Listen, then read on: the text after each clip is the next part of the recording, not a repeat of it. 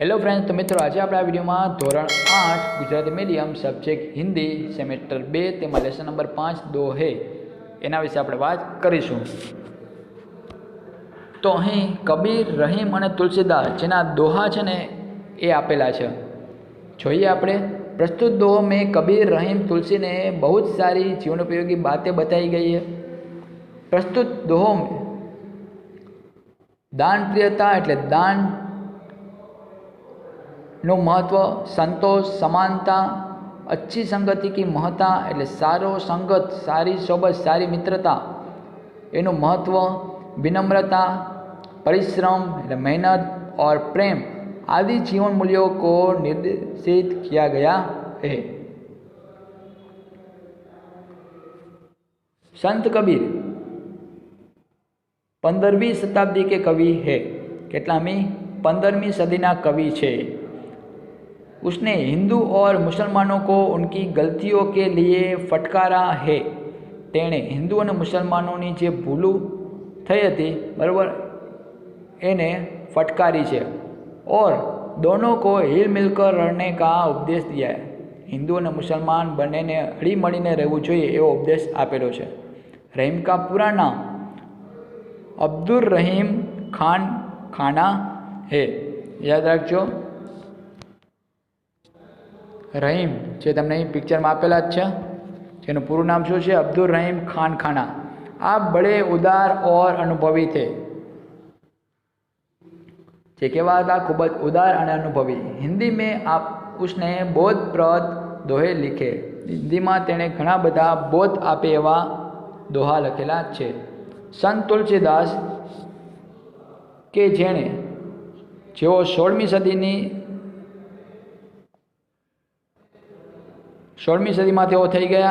तेओ एक राम भक्त कवि कहेवाय छे कि जेणे मोटा भागे राम भगवान ऊपर काव्य ग्रंथों,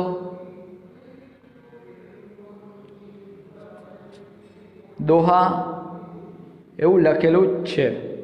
आपने रामचरितमानस नामक प्रसिद्ध ग्रंथ लिखा है।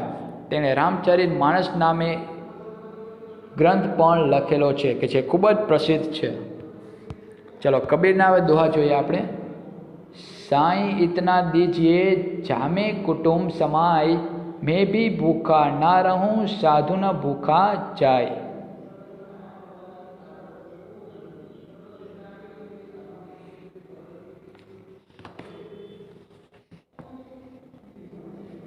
कबीर અહીં શું કહેવા માગે છે કે हे प्रभु, मुझे बस इतना ही अन्न और धन दीजिए जिससे मेरे परिवार का निर्वाह हो जाए। न मैं भूखा रहूं न कोई साधु फकीर मेरे दरवाजे से भूखा लौटे। એટલે રહીમ કહે છે કે હે પ્રભુ, મને ફક્ત એટલું જ અન્ન અને એટલું જ ધન આપો જેનાથી મારા કુટુંબનો જીવન નિર્વાહ થઈ શકે। મારે વધારે જોતું નથી। અને બીજું એટલું કે હું ભૂખ્યો ન રહું અને મારા ઘર આંગણે કોઈ સાધુ કે ફકીર કોઈ માગવા આવે બરાબર તો એ પણ ભૂખ્યો પાછો ન ફરે એટલું મને અન્ન અને ધન આપ। बिना विचारे जो करे सो पाछो पछताय, काम बिगाड़े आपनो जग में होत असाई। जो व्यक्ति बिना सोचे समझे काम करता है वह बाद में पछताता है। वह अपना काम तो बिगाड़ता ही है और दुनिया में उसकी हंसी भी उड़ाई जाती है। जे व्यक्ति विचार्या वगर कोई काम करे छे ते पाछळथी पछताय छे। ते पोतानुं काम तो बगाड़े ज छे, समय पण बगाड़े छे अने बीजा लोको के जे तेनी मजाक पण उडावे छे एम अहीं कबीर कहे छे। कबीरा खड़ा बाजार में मांगे सबकी खैर, ना काहू से दोस्ती ना काहू से बैर। यानी कबीर कहते हैं कि बाजार में सबके सामने खड़ा होकर भगवान से सबकी कुशलता मांगता हूँ। खैर यानी कि सबकी कुशलता मांगता हूँ, सबकी भलाई के लिए मैं प्रार्थना भी करता हूँ। मेरी न किसी से दोस्ती है न किसी से दुश्मनी। કબીર એમ કહે છે કે હું બજારમાં ઊભો રહીને ભગવાન પાસે સૌની કુશળતા ઈચ્છું છું, એટલે બધાનું સારું ભલું થાય એમ સૌની ભલાઈ માટે હું પ્રાર્થના કરું છું, કારણ કે મારે કોઈની સાથે મિત્રતા નથી કે કોઈની સાથે શત્રુતા પણ નથી, એટલે હું બધાને સમાન ગણીને ભગવાનને પ્રાર્થના કરું છું કે બધાનું સારું થાય, કલ્યાણ થાય એમ. બરાબર. ચલો રહીમ. रहीम मन वे नर मर चुके जे कहूँ मांगन जाए, उनते पहले वे मुए जिन मुख निकसत नाही. रहीम कहते कि वे मनुष्य मर चुके जो कहीं दूसरों के पास मांगने जाते, परंतु उनसे पहले वे लोग मर चुके जो मांगने वालों को देने से इनकार करता है. बराबर. રહીમ શું કહે છે કે બીજા પાસે માગવા જાય તે માણસો તો મરેલા જ છે, જે કામ નથી કરતા અને માગીને પોતે ખાય છે તે, પરંતુ તેમનાથી પહેલાં તો એ લોકો મૃત્યુ પામેલા છે કે જે લોકો એના ઘર આંગણે કોઈ માગનારને કંઈ આપવાની ના પાડે છે. બરાબર. એટલે આપણે ઘર આંગણે આવેલ કોઈ પણ મનુષ્ય હોય કે પ્રાણી હોય એને ક્યારે ના પાડવી જોઈએ નહીં, એમ रहीम कहे छे. जो रहीम उत्तम प्रकृति का करी सकत कुशम, चंदन विष व्यापत नहीं लिपटे रहत भुजम. रहीम कहते हैं कि उत्तम स्वभाव के व्यक्ति पर बुरे लोगों की संगति का बुरा असर नहीं पड़ता. चंदन के वृक्ष पर सांप लिपटे रहते हैं, फिर भी चंदन में सांपों का विष नहीं फैलता. रहीम शू कहे छे कि उत्तम स्वभावनी जे व्यक्ति होय एना पर खराब माणसोनी क्यारेय सोबतनी खराब असर पड़ती नहीं. जे माणस श्रेष्ठ है એને ગમે તેટલા લોકો બગાડવા ઈચ્છે છતાં પણ એની અસર એના પર ક્યારેય થતી નથી. જેમ ચંદન એક સુગંધી વૃક્ષ છે, એમાં સાપ છે વીંટળાયેલો હોય છે, ચંદન કે જે સુગંધ આપે છે. બરાબર. જ્યારે સાપ છે શું કરે છે, પોતાનું ઝેર છે એ ફેલાવે છે. એમ ચંદનના વૃક્ષો પર સાપ વીંટળાયેલા રહે છે, છતાં પણ ચંદનમાં ક્યારેય સાપોનું ઝેર છે ને એ ફેલાતું નથી. તો આ ચંદનના વૃક્ષની વિશેષતા છે. તો આપણે પણ ચંદન જેવું થવાનું જ છે. બડે બડાઈ ના કરે, બડે ન બોલે બોલ, રહીમન ઈરા કબ કહે लाख टका मेरा मोल. रहीम कहते हैं कि बड़े लोग कभी अपनी मुख से अपनी प्रशंसा नहीं करते. जो सचमुच बड़ा है वो कभी बड़े बोल नहीं बोलता, बड़ी बड़ी बातें नहीं करता. हीरा कभी नहीं कहता कि उसका मूल्य ₹1,00,000 है. खूब જ સરસ વાત કરેલી છે. રહીમ કહે છે કે મોટા માણસો કદી પોતાના મુખે પોતાની પ્રશંસા કરતા નથી. જેઓ ખરેખર મોટા છે તેઓ કદી મોટાઈના બોલ બોલતા નથી કે હું આ છું ને તે છું. એ ક્યારેય એવી વખાણ પોતાની જાતે કરતા નથી. તમે જોયું હોય કે હીરો એ ક્યારેય કહેતો નથી કે તેનું મૂલ્ય લાખો રૂપિયા છે. બરાબર. એનું ઉદાહરણ પણ અહીં કબીરે રહીમે આપેલું જ છે. તુલસીદાસના દોહા જોઈએ હવે આપણે. आवत य हर्षे नहीं नैनन नहीं सणे, तुलसी वहाँ न जाइए कंचन बरसे में. तुलसीदास जी कहते हैं कि जिस घर में लोगों का हृदय तुम्हें आया हुआ देखकर हर्षित न हो जाए और जिनकी आंखों में स्नेह की भावना न हो उस घर में कभी मत जाओ, फिर भले ही वहाँ सोना ही क्यों न बरसता हो. તુલસીદાસજી કહે છે કે તમને આવેલા જોઈને જે ઘરના લોકોના હૃદયમાં આનંદ ન થાય અને જેમની આંખોમાં સ્નેહની એટલે કે પ્રેમની ભાવના ન ઝળકે તેમના ઘેર કદી જશો નહીં, પછી ભલે ત્યાં સોનાનો વરસાદ વરસતો હોય. બરાબર. આપણે એ વ્યક્તિઓના ઘરે ન જવું જોઈએ કે જ્યાંના લોકોને તમારા આગમનથી આનંદ ન આવતો હોય. વિદ્યા ધન ઉદ્યમ બિના કહો जो पावे कौन, बिना डुलाए न मिले ज्यों पंखा को पौन. बिना परिश्रम किए विद्या धन किसने पाया हो, हाथ से हिलाए बिना तो पंख की हवा भी नहीं मिलती. तुलसीदासजी કહે છે કે પરિશ્રમ કર્યા વિના વિદ્યારૂપી ધન કોણ પ્રાપ્ત કરી શકે. પરિશ્રમથી જ વિદ્યારૂપી ધન આપણે મેળવી શકીએ છીએ. પરિશ્રમ વગર ક્યારેય મળે નહીં.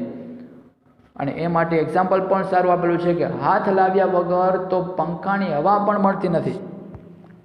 પંખાની હવા જોઈતી હોય તો આપણે એને હાથ દ્વારા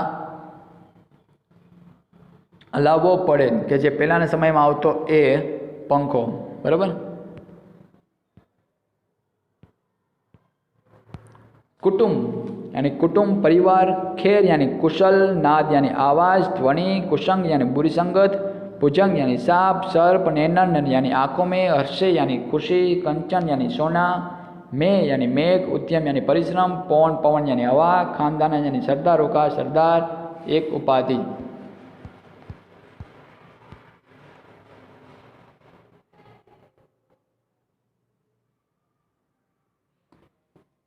હવે આ જે દોહા છે એ વહેલી સવારે ગવાતા હોય, બરાબર। જેનો એક દોહાનો આપણે રાગ છે, આપણે ગાઈએ। साईं इतना दीजिए जामे कुटुंब समाए, मैं भी भूखा ना रहूं, साधु भूखा न जाए कबीरा।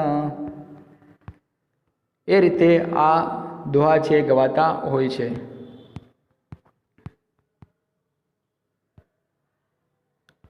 अभ्यास जेनी अंदर शिक्षक की सहायता से दोहो का भावपूर्ण गान कीजिए, बराबर। तो आ तमारे गान छे ए करवानुं रहेशे। प्रश्न नंबर 2, निम्नलिखित शब्दों का अर्थ बताकर उनका वाक्य में प्रयोग कीजिए। उद्यम, प्रकृति, खैर, कुसंग, कंचन, जपमाला, दुख, भुजंग और हर्षे।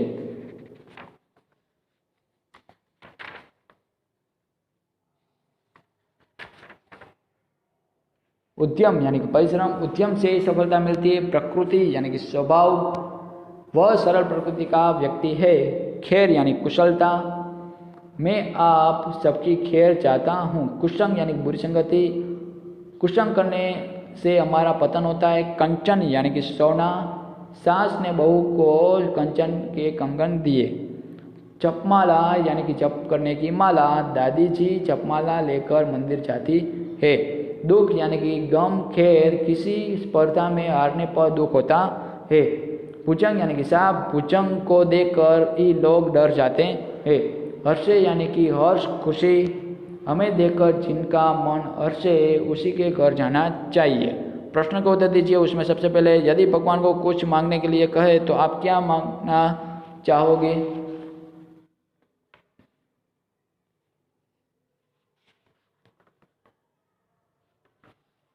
तो यदि भगवान मुझे कुछ मांगने के लिए कहे तो मैं उनसे कहूँगा कि प्रभु मेरी बुद्धि इतनी तीव्र हो जाए कि कठिन विषय भी मुझे सरल लगे। आपकी कृपा से स्वस्थ शरीर और ऐसी तीक्ष्ण बुद्धि पाकर मैं व्यापार के क्षेत्र में अच्छा यश पाऊँ और अपने माता पिता तथा अन्य स्वजनों को किसी तरह का दुख न पहुँचने दूँ।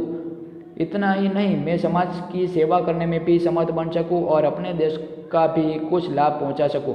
इस प्रकार मैं भगवान से अपने परिवार, समाज और देश को सुखी बनाने की शक्ति और सामर्थ्य मांगूंगा।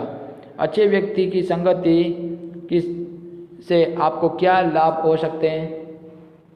अच्छे व्यक्ति की संगति से मैं अपनी बुरी आदतें छोड़ सकूंगा, मेरा चरित्र अच्छा बनेगा, मेरे विचार अच्छे बनेंगे, मेरी बुद्धि अच्छी बनेगी, मैं समय का सदुपयोग करूंगा और दुर्व्यसन में धन और शरीर की बर्बादी होती है। अच्छे व्यक्ति की संगति से मुझे इन बर्बादियों से छुटकारा मिलेगा, उससे मुझे अपने निर्धारित लक्ष्य की ओर बढ़ने की प्रेरणा मिलेगी, सभी बाधाओं को दूर करने के उपाय मिलेंगे, जीवन में सुख शांति से रहने का तरीका मिलेगा। इस प्रकार अच्छे व्यक्ति की संगति हर तरफ से मेरे लिए वरदान सिद्ध होगी।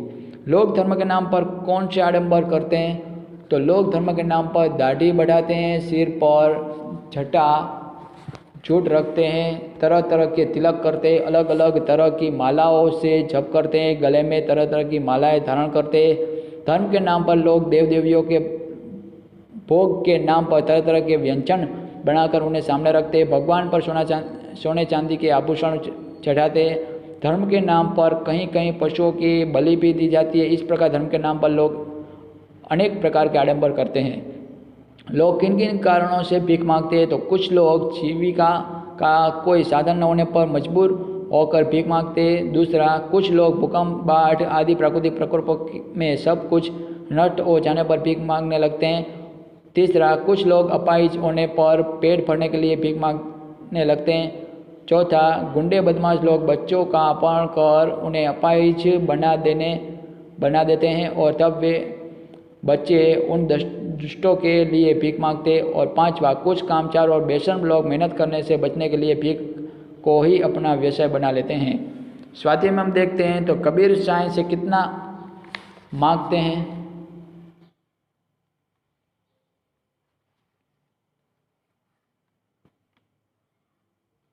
तो कबीर संग्रह करना उचित नहीं समझते। वे भगवान से इतना ही अन्न और धन मांगते हैं जितना उनके परिवार के निर्वाह के लिए आवश्यक है। उनके परिवार में कोई भूखा न रहे और दरवाजे पर आया हुआ कोई साधु फकीर भी भूखा न जाए। कबीर इससे अधिक पाने की इच्छा नहीं करते। उसके बाद, बिना सोचे कार्य करने से क्या होता है? सोच समझ कर कार्य करना ही बुद्धिमानी है। बिना सोचे समझे कार्य करने से कार्य बिगड़ जाता है। कार्य बिगड़ने से पछतावा होता है। इतना ही नहीं, दुनिया में हंसी भी लोग उड़ाते हैं। लोग तरह तरह के ताने मार कर मजाक उड़ाते हैं हमारी, और इस तरह बिना सोचे समझे कार्य करने वाले को उसका बुरा परिणाम भुगतना पड़ता है।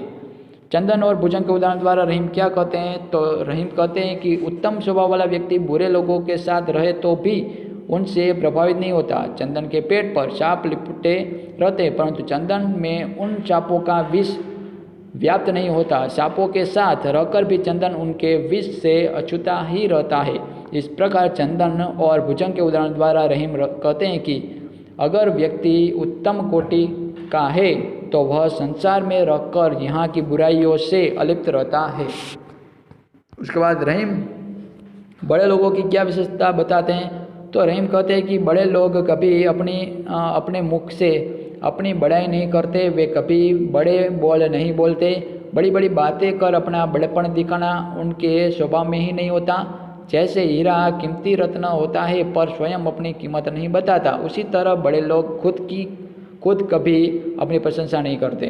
तुलसीदास किससे अब घर नहीं जाना चाहते? तो तुलसीदास अपनेपन की भावना को बहुत महत्व देते हैं। वे कहते हैं कि जिस घर में लोग हमें आया हुआ देखकर हर्ष का अनुभव न करें, हमें देखकर जिनकी आंखों में स्नेह की चमक न पैदा हो, उस घर में भले सोना बरसता हो फिर भी वे वहाँ जाना नहीं चाहते। इस इकाई के दोहों में से आप कौन कौन से सद्गुण ग्रहण करते हैं? इस इकाई में से संत कबीर, कवि रहीम और संत तुलसीदास के दोहों के दिए गए हैं। कबीर की सीख है कि हम आवश्यकता से अधिक पाने की इच्छा न रखें। जो भी काम करे सोच समझ कर करे। अपने मुख से अपनी प्रशंसा करने से बचे। बिना स्वार्थ के सबका भला चाहे। रहीम जी सीख देते हैं कि हमें दूसरे से कुछ भी न मांगे, अपने स्वभाव को हमेशा उत्तम बनाए रखे। तुलसीदास प्रेम को धन से अधिक महत्व देते हैं। वे विद्या धन पाने के लिए परिश्रम करना जरूर समझते। इस प्रकार इस इकाई के दोहों से हम दान प्रियता, संतोष, समानता, सत्संगति, विनम्रता, परिश्रम, प्रेमपूर्ण आतिथ्य आदि सद्गुण सीखते हैं। उसके बाद निम्नलिखित जवाब मिले ऐसी पहेलियाँ का निर्माण कीजिए, जैसे कि तोता, उसके बाद पतंग और चिड़िया।